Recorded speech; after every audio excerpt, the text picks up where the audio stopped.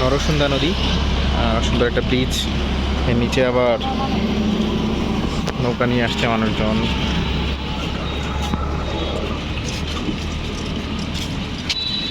গরু স্নান করাচ্ছে এখানে, এখানে গরুও বাঁধা আছে বেশ কিছু। এত সুন্দর নদী এবং নদীর তীরে এই সুন্দর বাজারটা, আর নদীর ওই পারের যে অদ্ভুত সুন্দর প্রকৃতি, এমনটা আমি খুব কমই দেখি।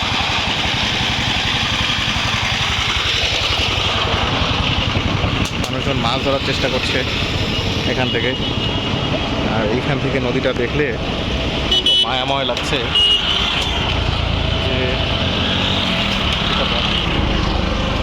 আচ্ছা দেখুন, এখানে মানুষ তাদের শস্য নিয়ে আসতেছে।